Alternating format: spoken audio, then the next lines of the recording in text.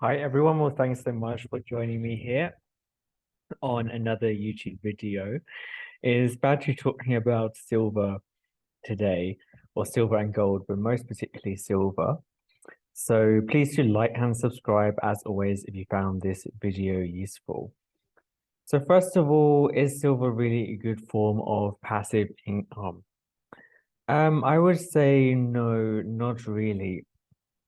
I mean, what silver is good for is a safe investment. Like it's quite hard to lose money on it, and you are always able to wait for the price to go up. Or with the more rare items or the lower mintage coins as well, wait for a buyer who's prepared to pay the asking price for it. So it's a bit of a waiting game, a bit like other investments like shares and property, whiskey, what have you.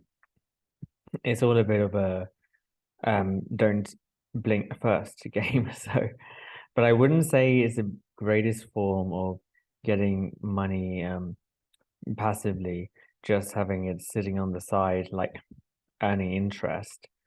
Like I said, it's a really good safe haven if you have extra money and you're wondering what to do with it, or you don't want to put it all into the bank to diversify. Or if you know a lot of collectors, if you're a dealer, reseller, then it can also make you a bit of money on the side there. Depends also where you live and the tax situation. For example, in Great Britain, Britannias are exempt from CGT, capital gains tax. So do see one of my other videos about that. Sorry, I'm just looking because I have a friend who's maybe he'll join me. No, no. Okay. Just doing some pet sitting for someone at the moment, and I'll see if he comes. Hell, he might do. Yeah. Do you want to see him? Oh no, it's not working. I don't think he's in the photo. Oh yeah, you see just about there. Maybe he'll join us for some investment advice. But what about places to buy silver? Where are you able to buy? Well, I'll put in the links in the description below, the places I normally use.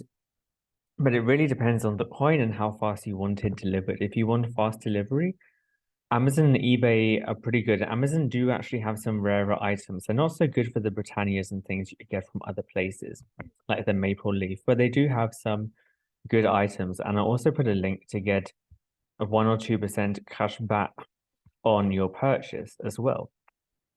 So they're really good. Obviously, eBay is also good for buying if you manage to make an offer or win an auction at the right price. There's always sometimes buyers that do accept offers, or if you watch an item, they might send you an offer as well. So that's something else to see. There's two other websites, actually, they're both based in the US that I use. One of them does actually have pretty fast delivery, even though it's transatlantic. But the other one is a little slower on delivery. It generally takes around 2 or 3 weeks for an item.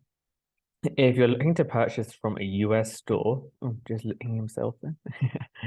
If you're in Britain or Europe and you want to purchase from a US store and you want to have a US shipping address and get 1 month free storage, also I'll put the link down there. It's worth having a look. You can use a VPN as well to trick the system into thinking that you're in a different country and see if it's any cheaper that way. Often with flights, it is cheaper that way. I'll put the link for that in my description as well. If you're interested in travel and how you can travel cheaply, then do see I have a whole playlist on travel as well. So that's something else that you could look at there. In terms of selling, eBay again is good, but there's a lot of issues and a high percentage fee as well that they take. So it's really better to look at other options if you know maybe a physical store near you that or someone that collects silver or gold. That's one option that I'd say is a little bit better. There is Facebook Marketplace, but again, I'd say that also has a lot of issues these days, especially around fraud. And you can see some of my other videos around that as well. So really, you're better off asking around, seeing if anyone you know might want to. Obviously, it depends on the size of what you're selling. If you have a lot, it might be better to go to an auction house. That's also an option. Or there are some places around that will either give you the spot price or spot price plus 10%. You certainly shouldn't be accepting anything lower than spot price. So if you don't know what spot price is, then check out some of my other videos. But that's all for now. It's just a nice short video, as people seem to prefer that. But do drop your comments, tell me where you're watching from, what you thought of the video, if you had any suggestions. And as always, please do like and subscribe. It does really help me keep doing these videos and giving out free advice to you guys. So thanks so much for today, and I'll see you again soon.